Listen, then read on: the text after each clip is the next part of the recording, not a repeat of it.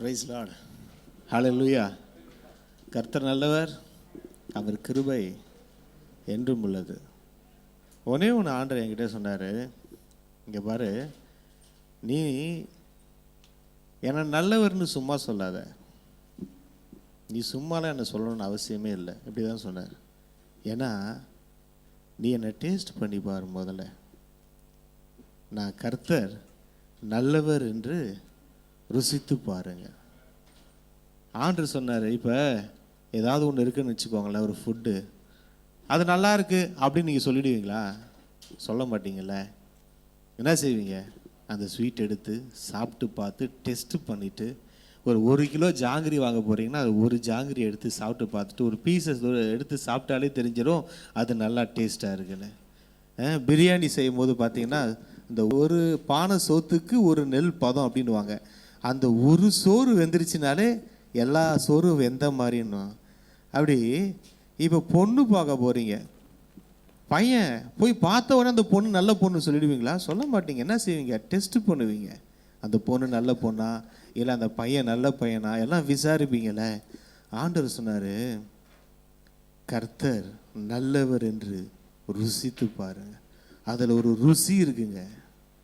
எப்படி ஜாங்கிரிக்கு ஒரு ருசி இருக்கோ, லட்டுக்கு ஒரு ருசி இருக்கோ, பிரியாணிக்கு ஒரு ருசி இருக்கோ, நம்ம கர்த்தருக்கு ஒரு ருசி இருக்கு, ஒரு டேஸ்ட் இருக்கு. நம்ம டெய்லி டேஸ்ட் பண்ணலாம். நான் ஒன்று சொல்லட்டுமா, இன்றைக்கி பிரியாணி சாப்பிட்டு நாளைக்கு பிரியாணி சாப்பிடுங்க, பிடிக்கவே பிடிக்காது. அது எவ்வளோ டேஸ்ட்டாக இருந்தாலும் திகட்டும்.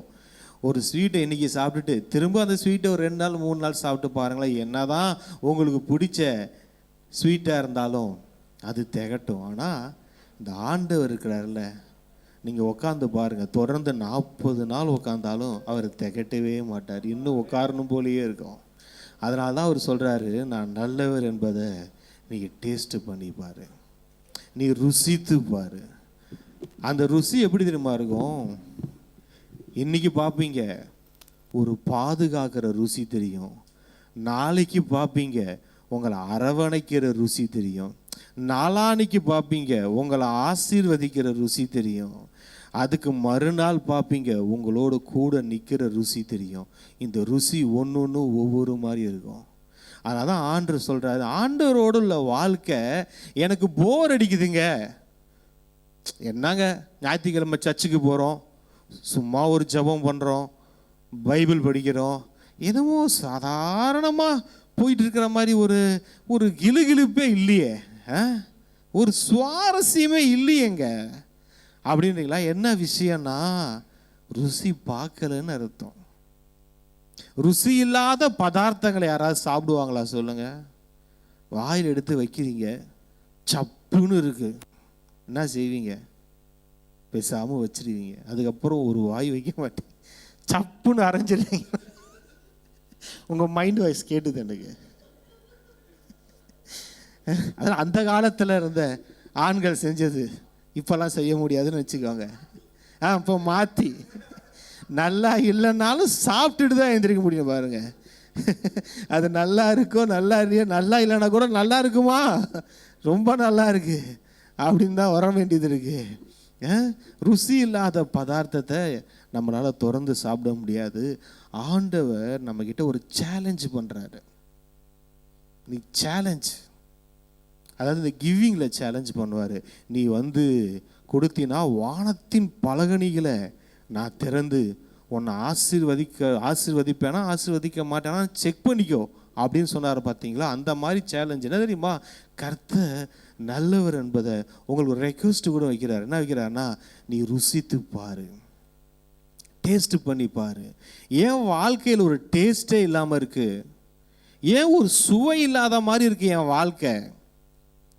ஏதோ சாதாரணமாக போகிற மாதிரியே அப்படியே போயிட்டே இருக்குது. ஒரு சுவாரஸ்யம், ஒரு த்ரில்லிங்கு, இந்த மாதிரி எதுவும் நடக்கிற மாதிரியே இல்லைங்களே அப்படின்றீங்களா? கொஞ்சம் சாப்பாட்டில் உப்பு, காரம், புளி இதெல்லாம் சேர்த்து சோவர மாதிரி ஆவியானவர், பிதா, ஆண்டவராகிய இயேசு கிறிஸ்து இவங்களோட சேர்ந்து வாழ்ந்து பாருங்க, அந்த சுவை உங்களுக்கு தெரியும். ஆண்டவர்கள்ட்ட சொல்ல சொன்னது அதுதான், என்ன ருசித்து பார்க்க சொல்ல. ஆனால் நம்ம இன்னைக்கு என்னென்ன பண்ணுறோம்? எத்தனையோ காரியங்களை ருசிக்கிறோம். இன்னைக்கு தேவையில்லாத காரியத்தை, என்னைக்கோ நடக்க போகிற காரியத்தை உட்காந்து யோசித்து கொண்டு இருப்போம்.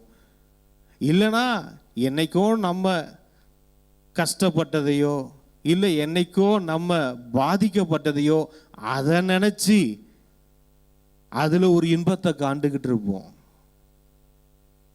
ஆண்டவர் சொல்கிறாரு, நான் உனக்கு நல்லவர். ஹல்லேலூயா. எல்லா பகுதிகளிலேயும் நான் உனக்கு நல்லவர். நீ ருசித்து பார்க்க பார்க்க பார்க்க தான் தெரியும். ஒரு ஹோட்டலுக்குள்ளே போய் அதில் இருக்கிற பதார்த்தங்களில் எல்லாத்தையும் ஒன்று ஒன்றா நீங்கள் டேஸ்ட் பண்ணால் தான் தெரியும் அந்த ஹோட்டலோட குவாலிட்டி. அந்த ஹோட்டல் உங்களுக்கு ஒரு சாப்பாடு இல்லை, பல சாப்பாடாக ஆயத்தம் பண்ணி வச்சிருக்கு. அந்த ஹோட்டல் உங்களுக்கு ஒவ்வொரு நாளுக்கும் வெரைட்டிஸாக தரும். இன்னைக்கு ஒரு ஸ்பெஷல் போர்டு வைக்கும், ஹெவன்லி ஹோட்டலை சொல்கிறேன். நாளைக்கு ஒரு போர்டு வைக்கும். நாளான்னைக்கு அந்த சமூகத்தில் போய் உக்காருவீங்க. உட்காரும் போது பார்ப்பீங்க, என்னது இன்னைக்கு ஸ்பெஷல் இத்தனை இருக்கா அப்படின்னு பார்ப்பீங்க. அதுக்கு மறுநாள் போவீங்க, அன்னைக்கு இன்னொரு ஸ்பெஷல் இருக்கும். ஆண்டவருடைய சமூகம் ஸ்பெஷலான நிறைஞ்சதுங்க. நீங்கள் போய் உக்காரும் போது ஆண்டவர் சொல்லுவார், இன்றைய ஸ்பெஷல். ஹோட்டலில் பார்த்துருக்கீங்களா? இன்றைய ஸ்பெஷல் அப்படின்னு போட்டு வஞ்சர மீன், காடை எல்லாம் போட்டு வைப்பாங்க பார்த்தீங்களா? இதுதான் இன்றைய ஸ்பெஷல். இந்த ஹோட்டலில் ஆண்டவர் அந்த மாதிரி ஒவ்வொரு நாளும் நமக்கு ஸ்பெஷலை எழுதி வச்சு காத்து கொண்டு இருக்கிறார். என் புள்ள வருமா? இந்த ஸ்பெஷலோட நான் வெயிட் பண்ணிக்கிட்டு இருக்கேன். நீ வருவியா? என்னை ருசிச்சு பார்க்க வருவியா? என் ஹோட்டலில் இவ்வளோ டேஸ்டியான ஃபுட்ஸ் இருக்கு, விதவிதமாக நான் வச்சிருக்கிறேன். நீ வந்து என்ஜாய் பண்ணணும்னு நான் வச்சிருக்கிறேன். நீ வந்து செலிப்ரேட் பண்ணணும். நல்லா ஹோட்டல் எதுக்கு போவாங்க? குடும்பமாகவும் போகலாம் அந்த ஹோட்டலுக்குங்க. ஃபேமிலியாகவும் போய் உக்காந்து என்ஜாய் பண்ணணும்.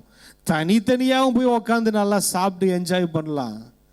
எல்லாம் வெரைட்டிஸாக ரெடி பண்ணி ஆண்டவர் நமக்காக சமைச்சு வச்சிருக்கிறாரு. என் புள்ள வருமா? போர்டெல்லாம் வச்சிருக்கிறாரு, இன்றைய ஸ்பெஷல் அப்படின்னு போட்டு அந்த போர்டு ஃபுல்லாக நிறையா எழுதியிருக்கிறாரு. ஆனால் நிறையா நாள் பார்த்தீங்கன்னா அவர் சமைச்சு வச்சதெல்லாம் வீணாக போயிட்டுருக்கு, சாப்பிட்றதுக்கு ஆள் இல்லை. வேதத்தில் பார்ப்போம், ஒரு பந்தி, ஒரு விருந்து ஆயத்தப்படுத்திட்டு கூப்பிடுவாங்க. கடைசியில் பார்த்தா யாரும் வரமாட்டாங்க. சாப்பாடு வீணாக போயிடக்கூடாதுப்பா, போய் தெருவில் நிற்கிறவங்கள கூப்பிடுப்பா அப்படின்னு கூப்பிட்டு அவங்களுக்கு விருந்து வைப்பாங்க. உங்களுக்கு தெரியுமா, நம்மலாம் தெருவில் நின்றவங்க தான். புறஜாதி ஜனங்க, இஸ்ரேல் கூட்டத்திலேருந்து வந்தவங்க இல்லை. நம்ம யார்? தெருவில் நின்றவங்க தான். அந்த கேட்டகரியில் இருந்த நம்மளை ஆண்டவர் தம்முடைய ரத்தத்தினால சொந்த பிள்ளையாக மாற்றினார். அவர் சிலுவையில் அந்த ரத்தம் சிந்தினதுனால, மரித்து உயிரோடு எழுந்ததுனால நாம் இன்னைக்கு அவருடைய சொந்த பிள்ளைகளாக மாறி இருக்கோம். யாருக்கும் கிடைக்காத பாக்கியம் அது.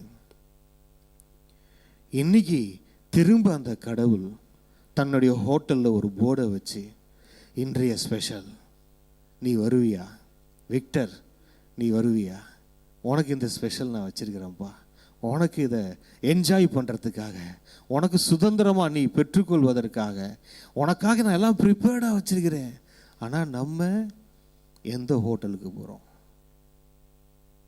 எங்கே போய் இல்லை ஆண்டவரே, உங்கள் சமூகத்தில் என்ஜாய் பண்ணுறதை விட இந்த ஃபோனை பார்க்குறது கொஞ்சம் ஜாலியாக இருக்குது. இப்போல்லாம் என் ஃபோனை என் பக்கத்துலேயே நான் வைக்கிறது இல்லை.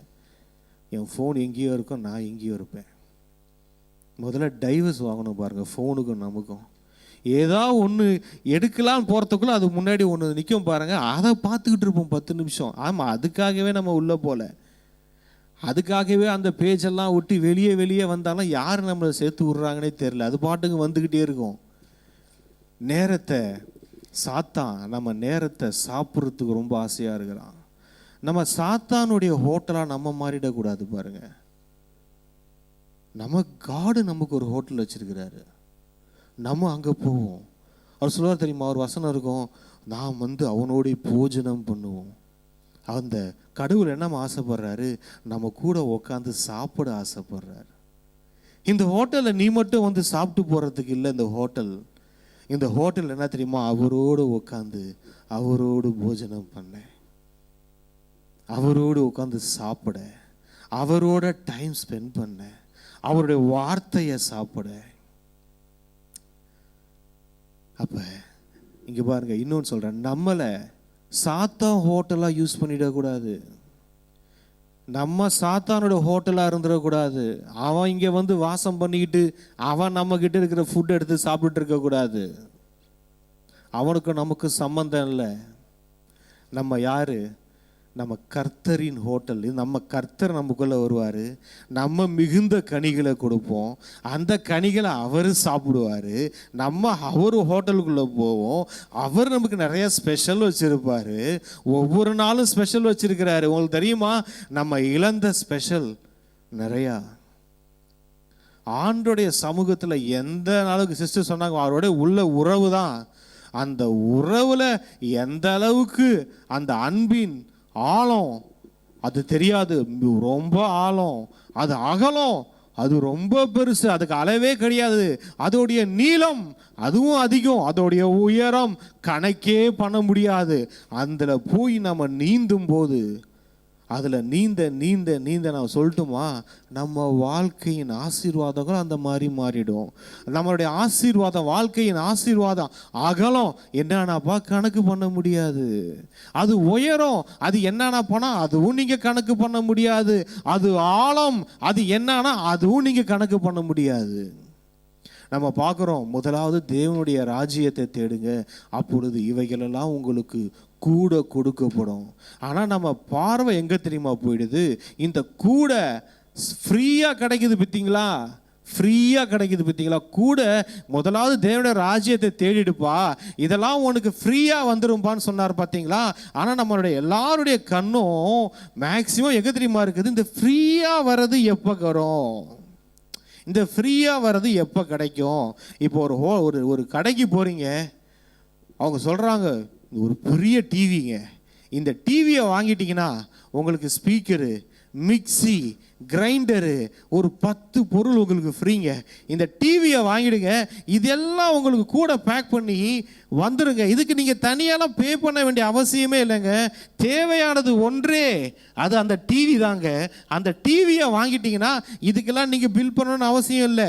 இது எல்லாத்தையும் உங்களுக்கு பேக் பண்ணி இந்த டிவியோட உங்கள் வீட்டில் நாங்கள் டெலிவரி பண்ணிவிடுவோங்க அப்படின்னு சொன்னால், நம்ம இல்லைங்க இந்த டிவி வேணாம், இந்த ஃப்ரீயாக வருதுன்னு சொல்கிறீங்களாங்க, அதெல்லாம் எங்களுக்கு வீட்டுக்கு அமுச்சிருங்க.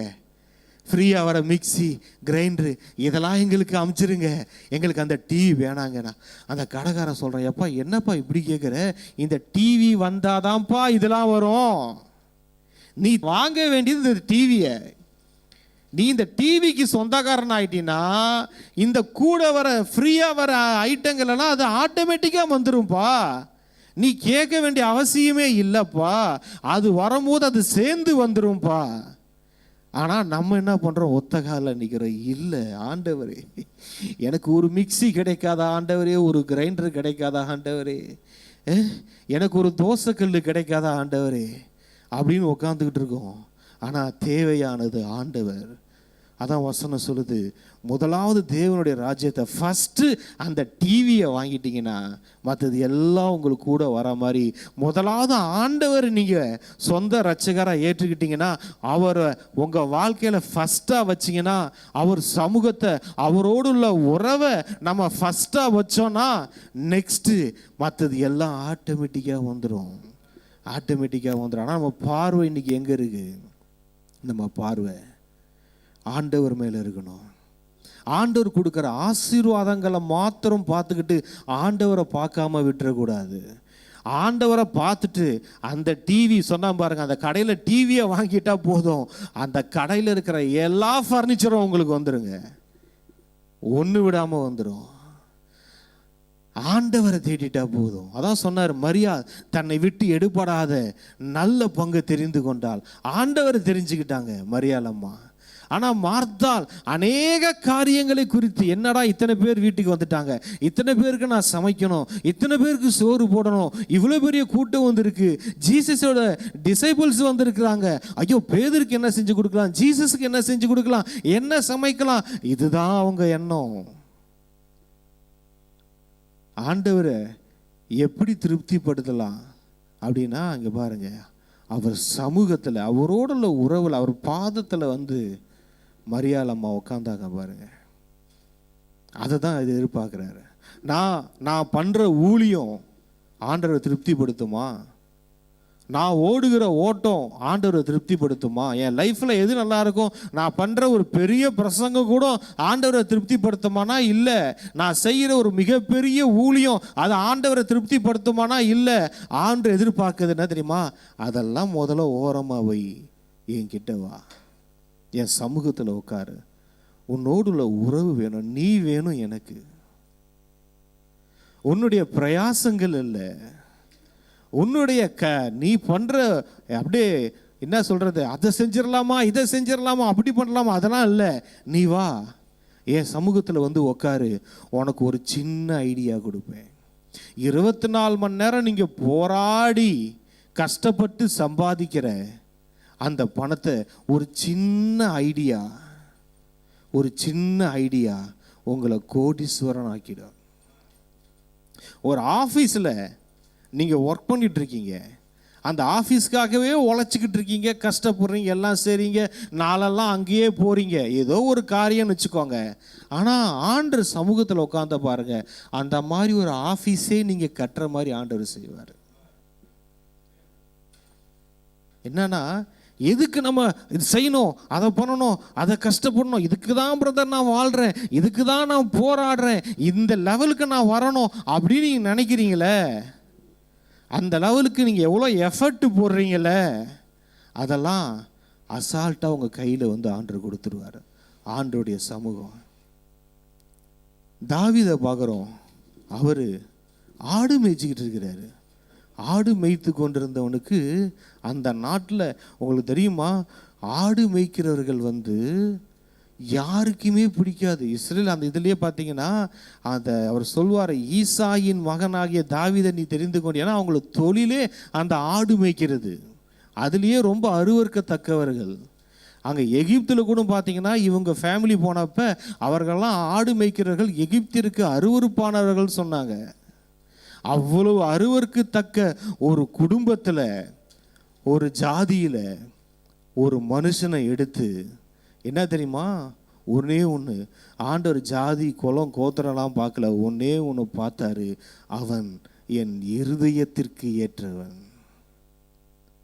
மற்றவங்களாம் வேலைக்கு ஏற்றவர்களாக இருந்தாங்க, யுத்தத்திற்கு ஏற்றவர்களாக இருந்தாங்க, செல்வத்துக்கு ஏற்றவர்களாக இருந்தாங்க. ஆனால் ஒருத்தவன் இருந்தான், அவன் கடவுளின் இருதயத்திற்கு ஏற்றவன். ஏன்னா அவன் ஆடு மேய்ச்சிக்கிட்டு இருக்கும் போதும் கடவுளுடைய நாமத்தினால சிங்கத்தையும் கரடியும் கொண்டு போட்டவன். அவன் சாதாரண ஆள், கடவுளோட அவன் வாழ்ந்து கொண்டு இருந்தவன். நான் சொல்கிறேன், ஆடு மேய்ச்சிக்கிட்டு இருந்த ஒரு ஆள் அரியாசனம் ஏறுவான்றது எப்படி? அது யாராவது நினச்சி பார்க்க முடியுமா? ஆனால் அப்படி அரியாசனத்துக்கு கொண்டு வந்தது தாவீதுக்கும் கடவுளுக்கும் உள்ள உறவு.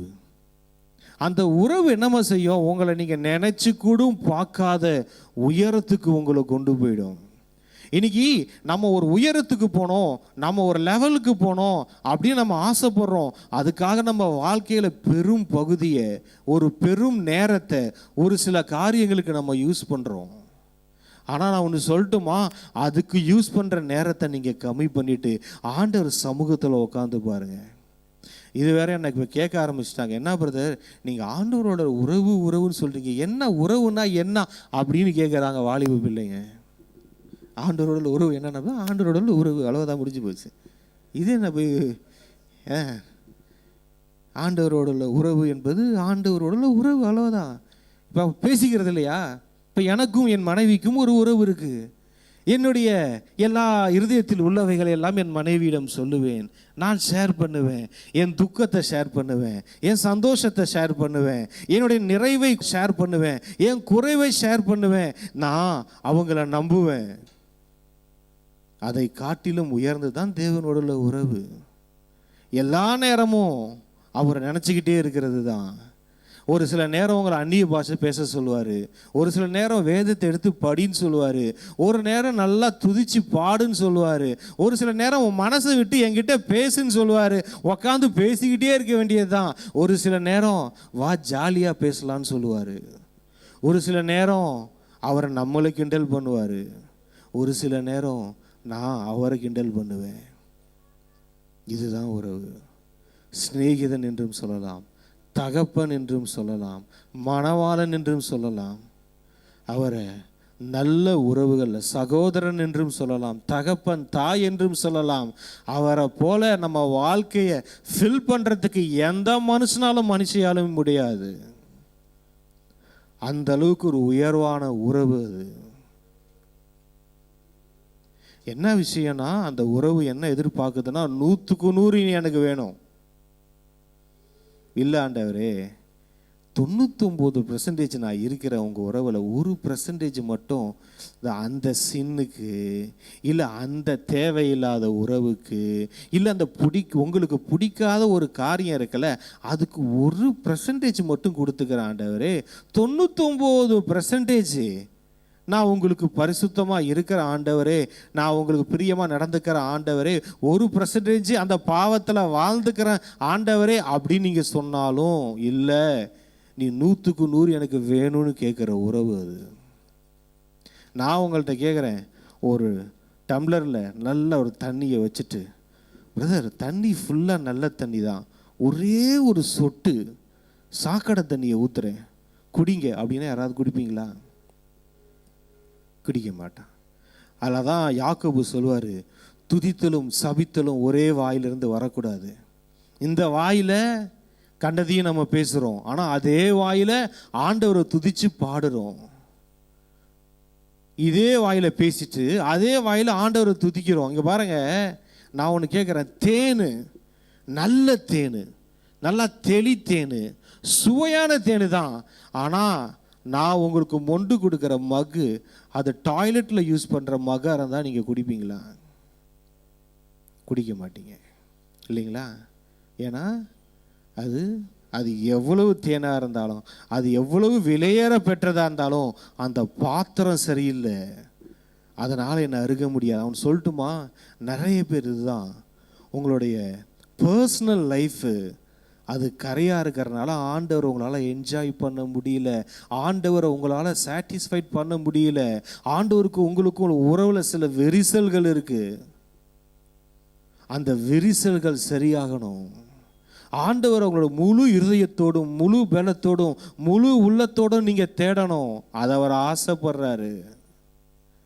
% பிரிச்சிடுற ஆண்டவரே, உங்களுக்கு இத்தனை %, உலகத்தின் பாவத்துக்கு இத்தனை %, இல்லை, நீ எனக்கு முழுசா வேணும். ஏன்னா விஷயம் தெரிஞ்சுக்கோங்க, வசனம் சொல்லுது, நீ அனலும் இல்லாமல் குளிரும் இல்லாமல் இருந்தீன்னா, வெளிப்படுத்தின விசேஷம் 3:16 நினைக்கிறேன், நான் உன்னை வாந்தி பண்ணி போட்டுருவேன்னு சொல்லுது. நீ அனலாவும் இல்லை குளிராவும் இல்லை, ஆற்றுல ஒரு காலு சேத்துல ஒரு காலு வாழ்கிற வாழ்க்கை இல்லை, கிறிஸ்துவுக்காகவே வாழுற காலு, ஆண்டவருக்காகவே வாழ்கிற லைஃப். என் லைஃப் நீங்கள் நோட்டில் போய் எழுதிருங்க, நான் இயேசுவுக்கு, என் வாழ்க்கை இயேசுவுக்கு, என் வாழ்நாளெல்லாம் இயேசுவுக்கு, வேற எதுவுக்கும் இல்லை.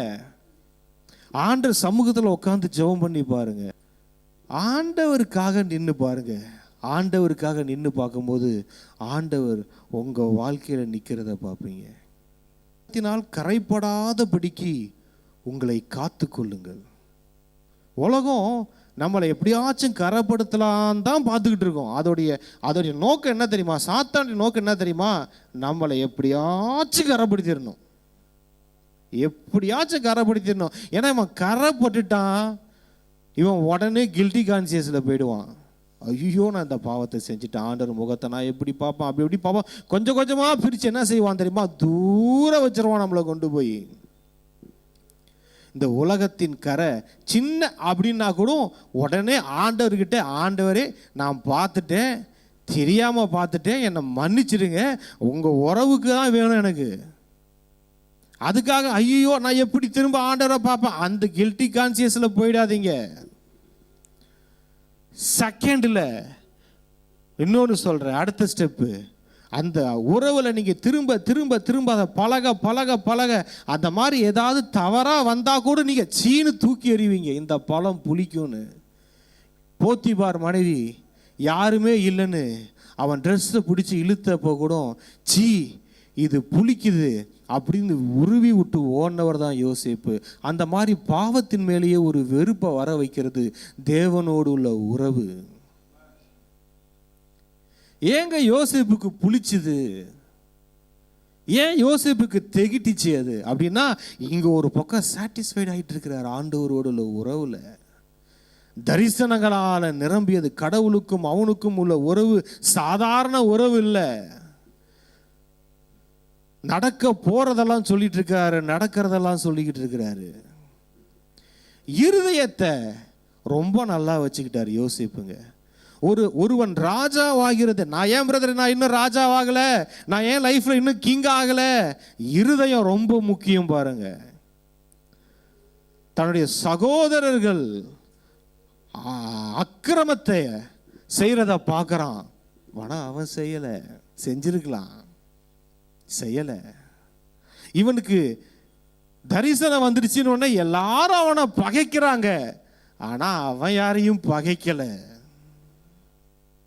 சரி அவனை குழியில போட்டாச்சு, எல்லாம் நடக்குது, எல்லாம் செஞ்சு அவன் ராஜாவை ஆனதுக்கு அப்புறம் அவங்க சொல்ற ஸ்டேட்மெண்ட் எடுத்து பார்ப்போம். ஆதியாகமத்தில் 45வது அதிகாரம்.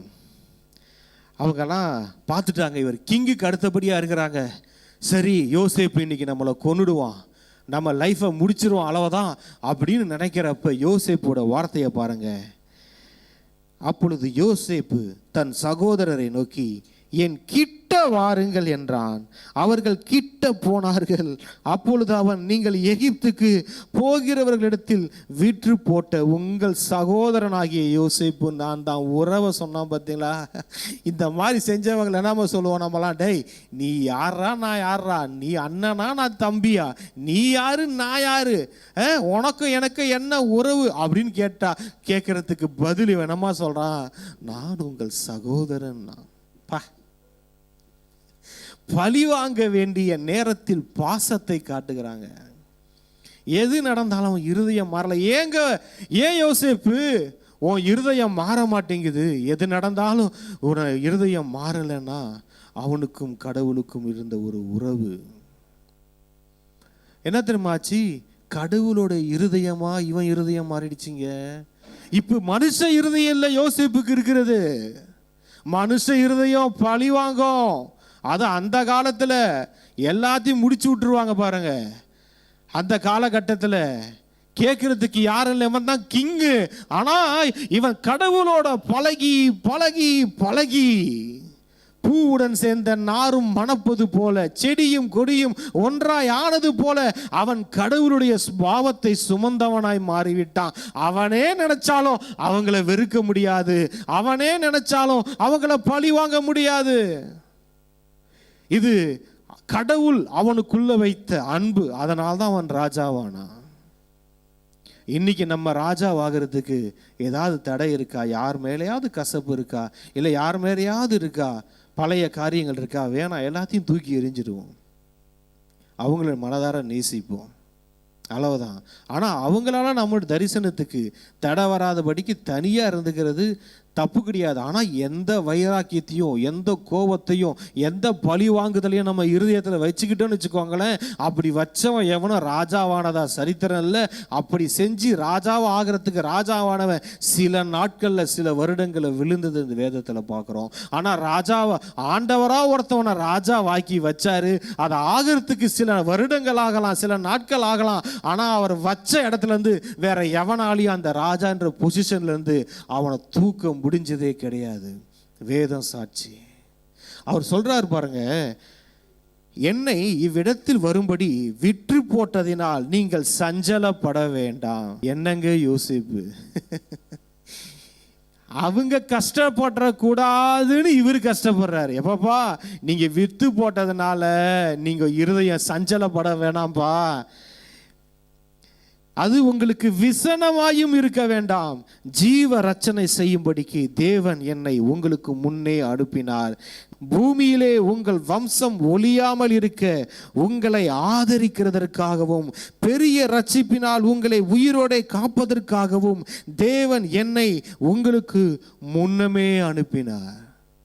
ஹல்லேலூயா. அதனால தான் அவர் ராஜாவானார். நம்மளை ராஜாவாக்க போறதும் இதுதான். ஏன் பிரதர் ஒரு இடத்துல கிங் ஆகாம இருக்க, ஏன் அந்த பொசிஷனில் உட்காராத மாதிரி இருக்குன்றீங்களா? இதுதான் ஆண்டவரோடு உள்ள உறவில் இருங்க. இருக்க இருக்க நம்ம அவரை போல மாறிடுவோம். அவர் நேசிக்கிற மாதிரி ஜனங்களை நேசிக்க ஆரம்பிச்சிருவோம். கோவப்பட்டா கூட ஆண்டவர் கோவப்படுற மாதிரி ஆடுவோம். இந்த வேதத்தில் நாங்கள் எல்லா லைஃப்லையும் நீங்கள் பார்க்கலாங்க, அவங்களுக்கும் கடவுளுக்கும் இருந்த உறவு தான் அவங்கள உயர்த்தியது. அற்புதங்கள் நடக்கும், மிராக்கல்ஸு, சயின்ஸ் அண்ட் ஒண்டர்ஸ் கூட நடக்குங்க. அது இவங்க நல்லா இருக்கிறனால மற்றவங்களுக்கு நடக்கும், இல்லை கடவுளுடைய கிருபையினால நடக்கும். ஆனால் அந்த உயர்வு இருக்கு தெரியுமா, நீங்கள் போய் சேர வேண்டிய இடம் இருக்கு தெரியுமா, உங்களை ஆண்டவர் சிங்காசனத்தில் உட்கார வைக்க போறா தெரியுமா, அது உங்களுக்கும் ஆண்டவருக்குள்ள உறவுல தான் அது நடக்கும். அது ஒரு மிராக்கலாக நடக்காது, லாட்ரி அடிக்காது. மிராக்கல் எது எதுக்கு நடக்கணுமோ அதுக்கு தான் மிராக்கல் நடக்கும். ஆனால் உங்களை நீங்கள் இருக்கிற பொசிஷனில் ராஜாவா உட்கார வைக்க போகிறது ஆண்டவரோடு உள்ள உறவு. வேதத்தில் இன்னொன்று சொல்கிறேன், தேவனோடு உறவு இல்லாமல் கூட அற்புதங்களை சுதந்திரித்தவங்க உண்டு, மிராக்கல்ஸை பார்த்தவங்க உண்டு, புரியுதுங்களா? ஆனால் நீங்கள் போய் ஆண்டவர் உங்கள் மேலே ஒரு அழைப்பு, அதில் போய் நம்ம நிற்க வைக்கிறது எது தெரியுமா? தேவனோடு உள்ள உறவு. இந்த புளித்த மாவு இருக்கு தெரியுமா, இந்த புளித்த மாவு, அவர் சொல்வார், எப்பா அந்த பரிசேயர் சதுசேயர் புளித்த மாவை குறித்து கொஞ்சம் ஜாக்கிரதையாக இருந்துக்கோங்கப்பா, ஏறதோடைய புளித்த மாவை குறித்து கொஞ்சம் ஜாக்கிரதையாக இருந்துக்கோப்பா. ஏன்பானா அந்த கொஞ்சம் புளித்த மாவு உன்னை முழுவதும் புளிக்க பண்ணிடும். இந்த உலகம் என்னமா செய்து இவனை எப்படியாச்சும் புளிக்க வச்சிடணும்.